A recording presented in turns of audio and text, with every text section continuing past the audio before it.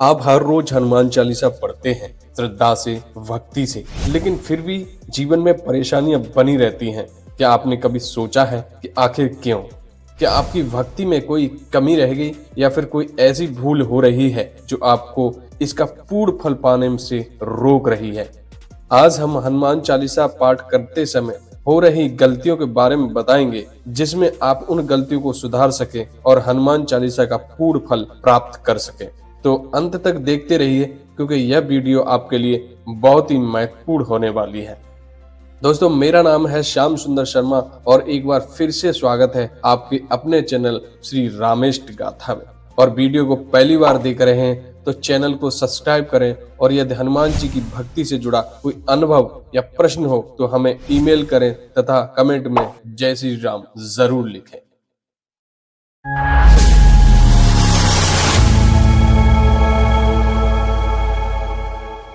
एक भक्त जो हर दिन भोर में उठकर हनुमान चालीसा का पाठ करता है, पूरे श्रद्धा भाव से, सच्चे मन से वह मंदिर जाता है, दीप जलाता है, फूल चढ़ाता है, लेकिन फिर भी उसकी परेशानियां खत्म नहीं होती। आर्थिक तंगी, मानसिक तनाव, स्वास्थ्य समस्या, सब कुछ वैसा का वैसा ही रहता है। यह देखकर उसका मन उदास हो जाता है। उसे लगता है कि भगवान उसकी नहीं सुनते, और ऐसा केवल उसके साथ नहीं बल्कि लाखों भक्तों के साथ होता है। क्या आप भी इस पीड़ा से गुजरे हैं? कि आपको भी यह अनुभव हुआ है कि आपकी भक्ति का पूरा फल आपको नहीं मिल रहा है?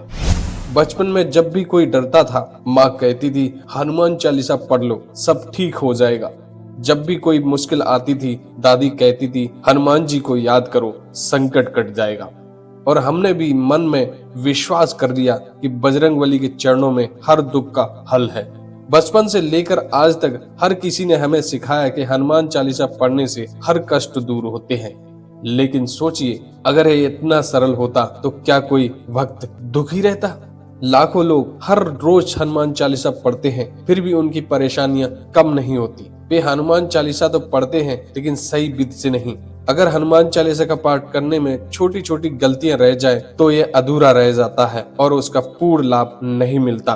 कई लोग उच्चारण में गलतियां करते हैं, तो कुछ बिना मन और ध्यान लगाए इसे पढ़ते हैं, और कुछ तो बस इसे एक आदत समझकर पूरा कर लेते हैं, लेकिन भावनाएं उसमें नहीं होती। और क्या आपको पता है कि यदि सही विधि से इसका पाठ न किया जाए तो इसका प्रभाव उल्टा हो सकता है।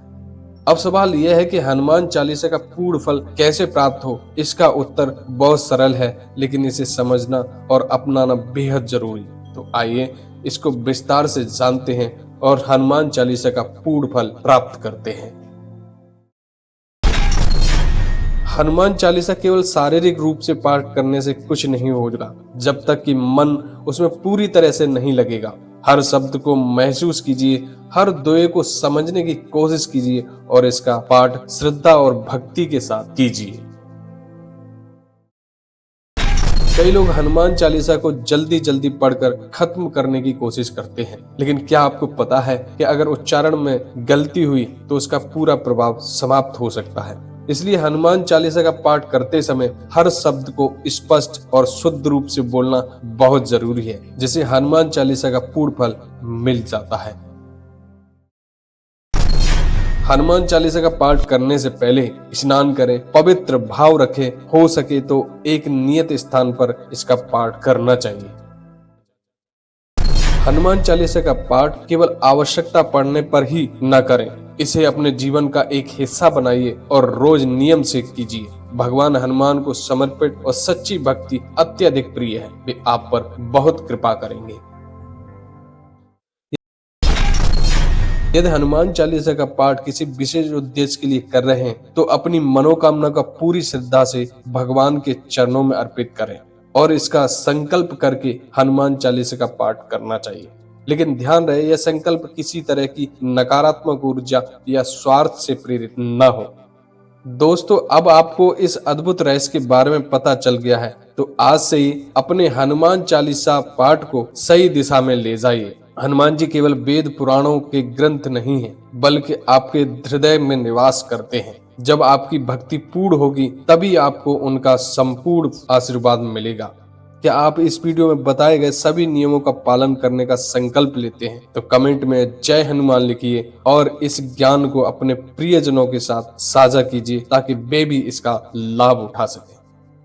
तो दोस्तों, आज के इस वीडियो में बस इतना ही। आपसे फिर मुलाकात होगी अगले वीडियो में। आप सभी को मेरा जय श्री राम।